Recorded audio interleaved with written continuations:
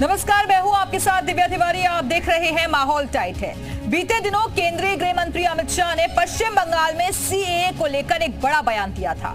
अमित शाह ने कहा था कि चुनाव से पहले सीएए देश भर में लागू कर दिया जाएगा और अब नागरिकता संशोधन अधिनियम को लागू करने की तैयारी भी शुरू हो गई है। खबरें हैं कि मार्च के पहले सप्ताह में ही सीएए लागू करने को लेकर गृह मंत्रालय नोटिफिकेशन भी जारी कर देगा, क्योंकि खबरें ऐसी भी हैं कि 15 मार्च से पहले आम चुनाव की घोषणा कर दी जाएगी और उसके साथ ही आचार संहिता भी लागू हो जाएगी। तो चुनावों के ऐलान से पहले सरकार सीएए की अधिसूचना जारी कर सकती है और सीएए के तहत नागरिकता लेने के लिए ऑनलाइन रजिस्ट्रेशन का प्रावधान है और उसके लिए पोर्टल भी शुरू कर दिया गया है। उधर सीएए के विरोध में कुछ सियासी दल और मुस्लिम संगठन हैं। विरोधियों का कहना है कि सीएए के जरिए सरकार मुस्लिमों को टारगेट कर रही है। विपक्ष की तरफ से सीएए को लेकर कई तरह के भ्रम फैलाए गए हैं, लेकिन अमित शाह कई मंचों से साफ कर चुके हैं कि सीएए के तहत नागरिकता दी जा सकती है, किसी की नागरिकता छीनी नहीं जा सकती। अब सीएए लागू होने वाला है, तो उत्तर प्रदेश का मुसलमान इस पर क्या सोचता है जानेंगे, लेकिन सबसे पहले एक रिपोर्ट आपको दिखाते हैं।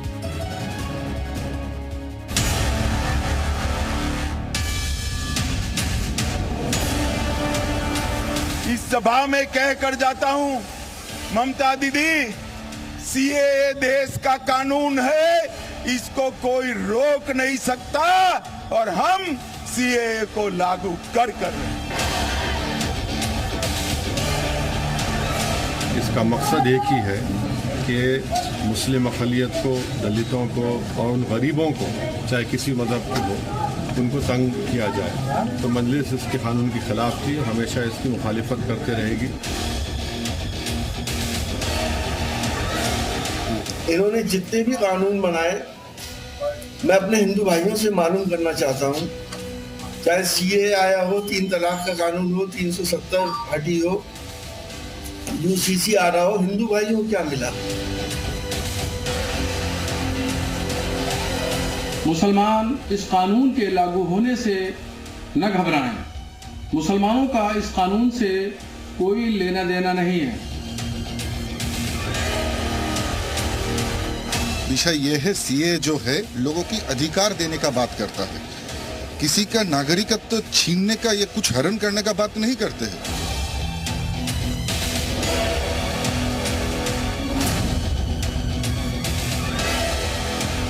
और इसी खबर पर और ज्यादा जानकारी देने के लिए अलग अलग जगहों से हमारे साथ हमारे सहयोगी इस वक्त जुड़ चुके हैं। लखनऊ से विवेक त्रिपाठी हमारे साथ मौजूद हैं। सबसे पहले उन्हीं का रुख कर लेते हैं। विवेक, क्या सोच रही है लखनऊ की मुसलमान जनता, क्योंकि गृह मंत्री की तरफ से कई मंचों से साफ कर दिया गया है कि ये नागरिकता देने का अधिकार है, छीनने का अधिकार नहीं है, लेकिन वहां के मुसलमान क्या सोचते हैं? बिल्कुल दिव्या, लेकिन जो गृह मंत्री अमित शाह ने कहा है उसको लेकर मुसलमानों में बड़ी भ्रम की स्थिति है। लोगों को कंफ्यूजन है कि सीएए एनआरसी अगर लागू हो गया तो उनकी नागरिकता छिन जाएगी, उनके अधिकार कम हो जाएंगे, जो इस देश में उनको अधिकार मिले हुए हैं वो उनकी छीन लिए जाएंगे। तो बहुत सारी चीज़ें ऐसी हैं। हमारे साथ चौक के नक्खास इलाके के बहुत सारे लोग हैं। सर, क्या नाम है आपका? जी, मोहम्मद आरिफ। आप बताइए, सीएए एनआरसी को लेकर आपके मन में क्या है? सरकार 1 मार्च से उसको लागू करने की तैयारी कर रही है। अरे सर, पहली चीज़ तो ये है कि कोई भी कानून हो वो चुनाव से पहले क्यों लागू होता है? इतने दिन से ये लोग कहाँ सोए हुए थे? और अगर इनको लागू करना है तो एक समुदाय को टारगेट करके कोई भी कानून ना लागू करें, जिससे किसी भी आदमी की मन को आहत हो, उसकी भावना है। आप पहले अगर आपको लागू करना है तो आप बताइए कि सीएए एनआरसी है क्या, और जो हमारे बड़े उलमा हैं उनसे मिले, बताएं कि भाई हम लागू करने चाहते हैं इसको। ये क्या एकदम से आपने तारीख दे दी और कोई भी कानून ला के पास कर दिया? ये तो गलत है ना। आप बताइए, मिलिए, हम लोग को बताइए कि ये है क्या, इससे किसी एक विशेष समुदाय को कोई नुकसान तो नहीं है। और हमारा कहना है कि ड्राफ्ट जो तैयार हो रहा है उस पर पहले चर्चा होनी चाहिए। आप क्या मानते हैं? नहीं, बिल्कुल आप एकदम सही कह रहे हैं। जो हमारे माननीय गृह मंत्री हैं उन्होंने कहा कि लागू करेंगे, लेकिन उनको चुनाव के वक्त क्यों ही लागू आता है? आप उनकी बात नहीं करते, आप कहते हैं अल्पसंख्यक में लागू कर देंगे। इस पे जो सबसे तर्ज है ना, कि किसी को परेशान होने की ज़रूरत नहीं है। डॉक्यूमेंट से हम मजबूत हैं, हमें कोई दिक्कत नहीं है, लेकिन एक जो सरपरस्ती आपके देश की उलमा चला रहे हैं उनको देखना चाहिए। आप उसकी बात नहीं करते हैं। आप लखनऊ में देखेंगे कल 3 दिन से अकबर नगर में इसमें तो कोई अल्पसंख्यक नहीं है, इसमें तो सारे समुदाय के लोग हैं। इसमें तो क्या आपने देखा क्या कुकरेल पे सारे समुदाय के लोगों पे चुनाव से पहले इस मुद्दे को उठाना, इस पर भी सियासत नजर आ रही है। विवेक, आप बातचीत जारी रखिएगा, वापस आएंगे आपके पास। नीना जैन के पास चलते हैं, सहारनपुर से हमारे साथ जुड़ी हुई हैं। नीना, आपके साथ भी बहुत सारे मुस्लिम भाई नजर आ रहे हैं, जरा उनसे भी बातचीत करने की कोशिश कीजिए, क्योंकि अभी लखनऊ के लोगों को हमने सुना। सही बात है कि अगर लोगों के पास डॉक्यूमेंट है तो फिर डरने की क्या जरूरत है? बिल्कुल सही, सीएए लागू होने जा रहा है और चुनाव से ठीक पहले।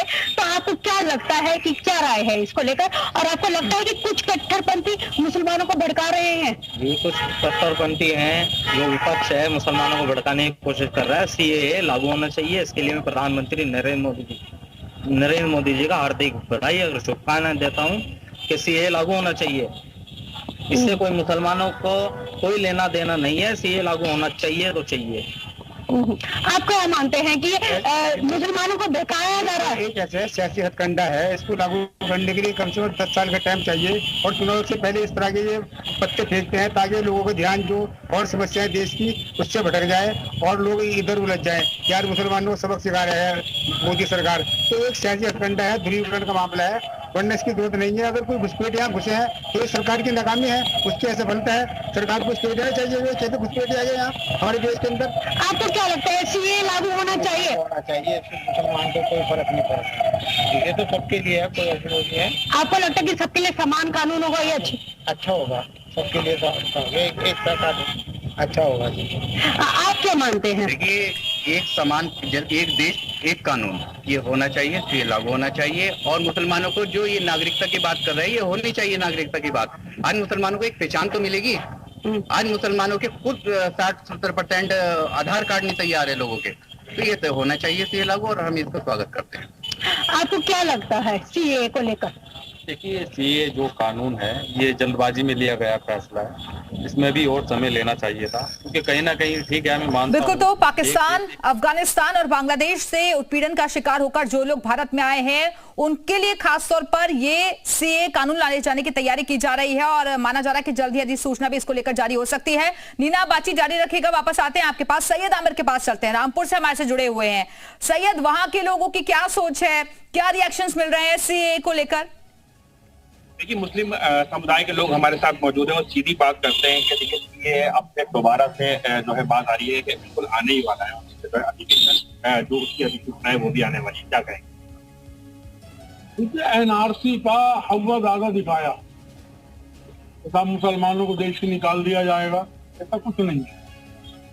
हाँ, कुछ चीजें ये गलत है कि साहब वो अपने बाप दादा का बताए वो कहाँ पैदा हुए, उल्टी गंगा बहाई जा रही है। तो अभी तो कुछ आया भी नहीं है, तो पहले से बातें हो रही हैं। क्या मुसलमानों में टेंशन क्या है? टेंशन भय है उनके अंदर कि हमें मुल्क से निकाल दिया जाएगा।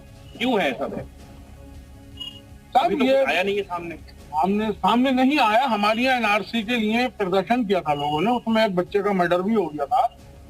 तो जब इतनी सख्ती हो तो खौफ तारी हो गया, और तकरीबन 250 या 300 हमारे रामपुर के युवाओं को एनआरसी में जेल भेजा गया, उनकी जमानतें हुई, बहुत परेशानियों का सामना करना पड़ा। इस चीज से और जनता भय में आ गई, और खासकर मुस्लिम समाज। हालांकि यह एनआरसी तो सब पे ही लागू होगा, चाहे वह हिंदू भाई हो, मुसलमान हो, सिख हो, ईसाई हो, मगर कुछ हमारे मुस्लिम भाई खौफ खाए। तो खौफ क्यों खाए? कोई खौफ नहीं खाएंगे, असल में भाजपा को फाड़ने का खौफ। वो चाहती है कि ये लोग जो है इसी में भटके रहे। जो किसानों की आय दुगनी करने की बात 2022 तक की थी, 24 वक्त दुगनी हुई, क्यों आज किसान दर में बैठा है? आप दिखा रहे हैं वो $10 ट्रिलियन का हमारी अर्थव्यवस्था हो जाएगी। कैसे हो जाएगी? 5.44% तो आपका आज है आपका इकोनॉमिक ग्रोथ, जो मनमोहन के जमाने में 8.1% था। आप कैसे ऐसे ख्वाब दिखा रहे हैं लोगों को, जो कभी ये असल में भटकाना चाहते हैं कि लोग इनसे कहीं 2 करोड़ नौकरी ना पूछ ले। युवा इस पर परेशान है। आपने देखा कैसे ट्रेनों में लटके, जिसमें लटक कर लोग गए। कभी जमीन पर जाकर देखिए, जो आप दावे सिर्फ टीवी पे सब चंगा दिखता है, जमीन पर जाकर लोग बहुत परेशान है। लोगों को इसमें शिक्षा चाहिए। ठीक है सैयद, आप बातचीत जारी रखिएगा, वापस आएंगे आपके पास। आकाश शर्मा के पास चलते हैं, मुरादाबाद से हमारे साथ जुड़े हुए हैं। आकाश, अभी रामपुर के लोगों को हमने सुना जो कि कह रहे हैं कि असल मुद्दों से ध्यान भटकाने की एक कोशिश है। मुरादाबाद के जो मुसलमान हैं क्या सोचते हैं, क्या ये लागू होना चाहिए? जी बिल्कुल, देखिए दिव्या, क्योंकि हम मुरादाबाद की बात करें तो सीए को लेकर के क्या सोच है मुरादाबाद के मुस्लिम समाज की, क्या मानते हैं, सीए लागू होने की तैयारी हो रही है पहले? देखिए, सीए बहुत खतरनाक कानून है। इस वजह से अगर किसी हमारे हिंदू भाई को कहीं पे नागरिकता मिल रही है, चाहे पाकिस्तान से आए कहीं से भी आए, तो उसका विरोध कहीं पे नहीं था कभी भी, क्योंकि नागरिकता पहले ही मिल रही थी। लेकिन सीए आने से सीए एनपीआर एनआरसी के साथ आ रहा है, तो ये बहुत डेडली बन जाता है। और मैं समझ में नहीं आ रही मोदी जी को मुसलमानों से इतनी नफरत क्यों है। वो भारत के मुसलमानों से नफरत करते हैं और अरब के मुसलमानों से प्यार करते हैं। अब राहुल गांधी जो है वो लगातार नए यात्रा निकाल रहे हैं, अखिलेश यादव साथ साथ में घूम रहे हैं। हमारा वोट जो है बीजेपी को तो जाता नहीं, हमने मोदी जी को वोट कभी नहीं दिया, ना हम कभी देंगे। आखिरी सांस तक अगर कोई इस देश के अंदर आरएसएस नाराजगी क्या अखिलेश यादव और राहुल गांधी? बिल्कुल है नाराजगी, क्योंकि उन लोगों ने हमारा वोट को लेकर के क्या सीए एनआरसी पे राहुल गांधी कहाँ है? एक बार भी सड़क पर निकल के क्यों नहीं आए वो? क्या सोचते हैं आप सीए के लेकर के, क्योंकि अधिसूचना आने की तैयारी हो रही है? देखिए, सीए और एनआरसी ये सरकार का मुद्दा भटकाने का एक बड़ा एजेंडा है, क्योंकि सरकार पूरी तरीके से नाकाम हुई है 10 सालों के अंदर। ना उससे कोई रोजगार के कोई अवसर मिल पाए हैं, नौजवानों को बेरोजगार है, किसान आंदोलन कर रहा है, उनको मुद्दे को डाइवर्ट करने के लिए ये सीए लाया जा रहा है। हमें दिख रही है सरकार चाहते हैं आना चाहिए, नहीं आना। सीए लाने से हमें कोई दिक्कत है नहीं, लेकिन उसके साथ जो एनआरसी आप साथ लेकर आ रहे हैं वो उसका हम पूरा विरोध। कहा यह जा रहा है कुछ कट्टरपंथी जो है वो इसके विरोध कर रहे हैं, मुसलमानों को गलत तरीके से भड़का रहे हैं। देखिए, सीए एनआरसी मैं तो यही कहूंगी कि मुस्लिम ही नहीं, सिख, बौद्ध, ईसाई सभी के लिए दिक्कतें हैं इससे। और मैं तो इस काले कानून के हमेशा से खिलाफ में हूँ और हमेशा से रहूंगी। हाँ जी, हमेशा खिलाफ रहूंगी। ठीक है, तो अलग अलग रिएक्शंस यहाँ से लोगों के सामने आ रहे हैं। एक बार फिर से लखनऊ का रुख कर लेते हैं। विवेक हमारे से जुड़े हुए हैं। विवेक, असल में दरअसल मुस्लिमों के जो हम रिएक्शन सुन रहे हैं उनको पता तक नहीं है कि सीए है क्या, क्योंकि लोगों में गफलत फैलाया जा रहा है और सियासी रोटियां भी इस पर सेकी जा रही हैं, क्योंकि विपक्ष बार बार ये बात कह रहा है कि टारगेट करने की कोशिश है मुसलमानों को। बिल्कुल दिव्या, बहुत सारे लोग ऐसे हैं, मैं कहूंगा 99% ऐसे लोग हैं, ऐसे मुस्लिम समाज के लोग जिनको सीए एनआरसी का ड्राफ्ट क्या है उसके बारे में जानकारी नहीं है। लेकिन फिर भी लोगों को जो व्हाट्सएप के माध्यम से जानकारी मिलती है या अखबारों के माध्यम से जानकारी मिलती है, तो वहां पर वो अपनी राय रखते हैं। हमारे साथ ऐसे ही कुछ लोग हैं, चौक के नक्काश के पुराने लोग हैं। आप बताइए, सीए एनआरसी को लेकर चर्चा हो रही है, तो क्या उसके माध्यम से मुस्लिमों को भ्रमित करने की कोशिश की जा रही है? नहीं, सबसे पहले तो हम तो ये चाहते हैं कि सीए लाने से पहले देश में बहुत से ऐसे मुद्दे हैं, जैसे अभी आप देख रहे होंगे प्रेजेंट टाइम में किसान, दूसरा बेरोजगारी, महंगाई, तमाम ऐसे मुद्दे हैं। पहले इस पे चर्चा होना चाहिए, इस पे बात होनी चाहिए, उसके बाद सीए के बातें लगे। वही बात थी। क्या सरकार इन मुद्दों को नजरअंदाज कर रही है क्या? देखिए, इन लोग पास कोई मुद्दा नहीं है जो ये जनता के बीच जाएं और जनता के सवालों से बच नहीं पाएंगे, क्योंकि लोगों ने कुछ नहीं किया है। पिछली सरकार पिछले टाइम पे अपने कार्यकाल पे कुछ नहीं किया है, सिर्फ जनता को मुद्दों को भटकाने के लिए। बिल्कुल, तो जनता से जुड़े हुए ऐसे बहुत सारे मुद्दे हैं जिस पर सरकार को ध्यान देने की कोशिश है, लेकिन उस पर ध्यान देने के बजाय अन्य मुद्दों पर बातचीत की जा रही है। और एक बार फिर से यहाँ सीए पर शिगुफा छेड़ दिया है, जिस पर अब सियासत भी दिखाई दे रही है। बहुत बहुत शुक्रिया आप सभी का हमारे से जुड़ने के लिए।